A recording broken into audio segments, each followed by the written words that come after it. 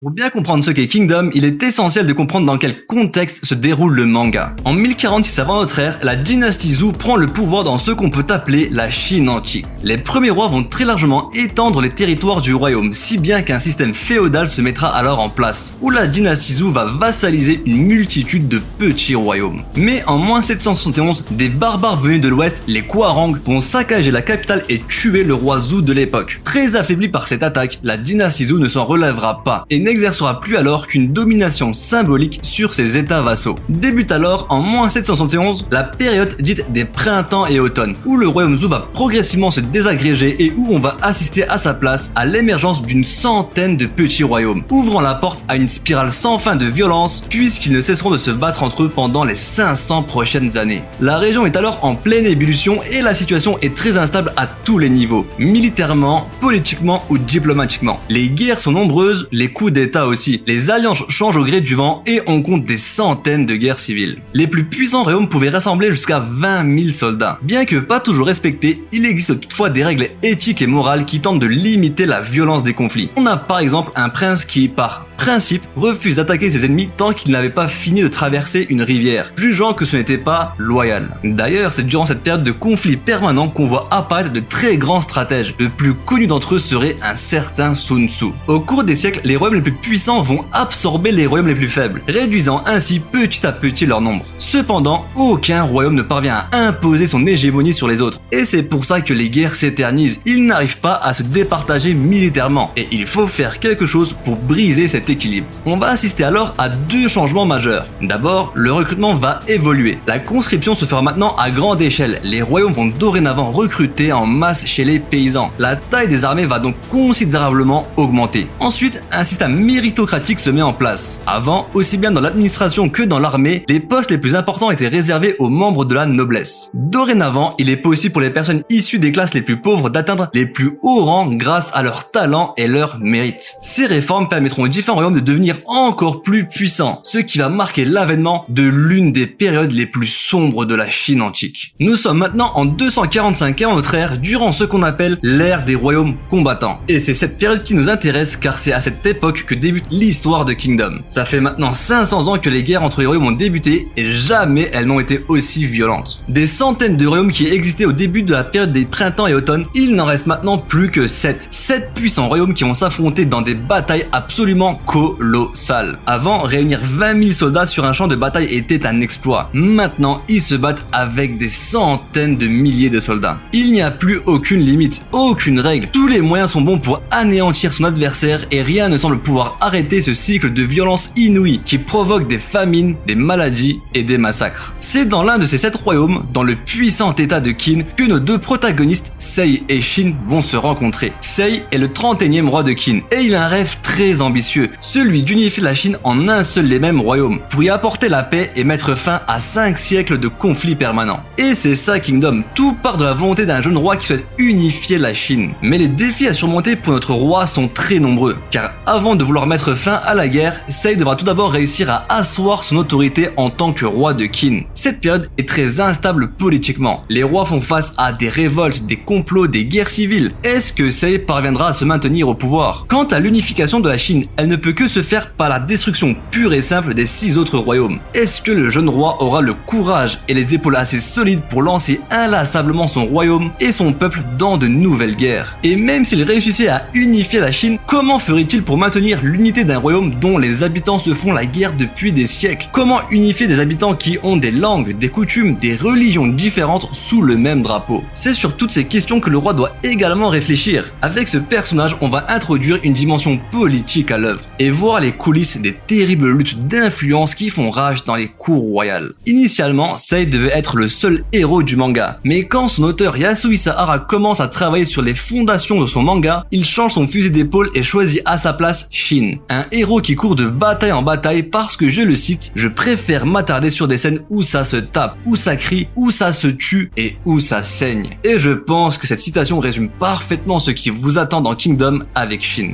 Shin est un orphelin de guerre. guerre. Il a perdu toute sa famille à cause de la guerre et c'est pourquoi il a été placé dans une famille en tant qu'esclave. Nous l'avons vu, à cette époque, il n'existe qu'un seul moyen pour quelqu'un issu des couches sociales les plus faibles pour s'affranchir de leurs conditions. C'est de briller par leur talent et leur mérite. Notre héros a lui aussi un rêve très ambitieux, celui de devenir un grand général sous les cieux, c'est-à-dire faire partie de cette poignée de généraux dont la puissance et le talent sont reconnus et craints de tous dans la Chine entière. Et si Shin souhaite les surpasser un jour, il devra réussir là où même eux ont tous échoué, c'est-à-dire qu'il devra réussir à unifier par la force la Chine. Et c'est là où les rêves de nos deux protagonistes vont se croiser. L'un souhaite unifier la Chine pour y apporter la paix, l'autre souhaite unifier la Chine pour prouver qu'il est le plus grand général sous les cieux. Et pour atteindre un tel objectif, il n'existe pas de raccourci. Shin devra commencer tout en bas de l'échelle militaire en tant que simple soldat. Il devra gravir un par un tous les échelons. Et pour atteindre le sommet, Shin devra faire face à des monstres de puissance, survivre à de nombreuses batailles, et la moindre erreur pourra lui être fatale. Mais Shin n'est pas le seul prodige de sa génération. Cette période de conflit permanent favorise l'émergence de véritables génies de la guerre. Vous l'aurez compris, les batailles sont le cœur, mais aussi l'une des plus grandes forces du manga. Le génie de l'auteur s'exprime dans sa capacité à pouvoir mettre en place des batailles épiques, gigantesques, mobilisant des centaines de milliers de soldats. Jamais un manga n'a été aussi ambitieux dans sa façon d'aborder la guerre. La plus grande difficulté pour ce genre de manga, c'est de rendre les batailles crédibles, de les rendre vivantes. Et c'est là où précisément le dessin de Yasuhisa Hara fait toute la différence. Grâce à des planches dynamiques et riches en détails et un découpage diablement efficace, le lecteur se sent complètement immergé dans la bataille. Il en ressent toute sa tension, ses dangers, ses émotions. Les batailles sont au cœur du manga et les généraux sont au cœur des batailles. Et ils sont vraiment exceptionnels. L'aura martiale qu'ils dégagent vous cloue au sol. Les soldats tremblent juste à l'évocation des noms de ces généraux légendaires qui ont participé à des centaines de batailles et qui ont fait régner la terreur. Mais la force brute seule ne suffit pas pour remporter une guerre, et donc leur présence apporte aussi une dimension tactique et stratégique indispensable pour arracher la victoire. Stratégie, guerre psychologique, force brute, fourberie, chaque général a sa propre vision de la guerre, sa propre manière de mener ses troupes sur un champ de bataille, proposant ainsi des batailles très riches et très variées. L'art de la guerre n'a jamais été aussi présent dans un manga. Kingdom joue d'une très grande popularité au Japon. En 2020, le manga était le deuxième manga le plus vendu au Japon,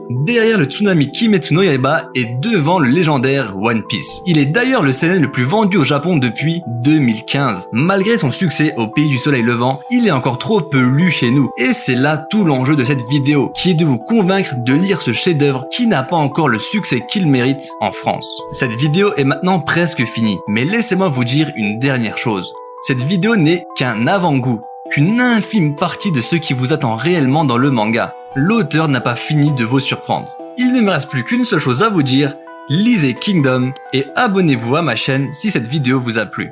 Et moi je vous dis à la prochaine.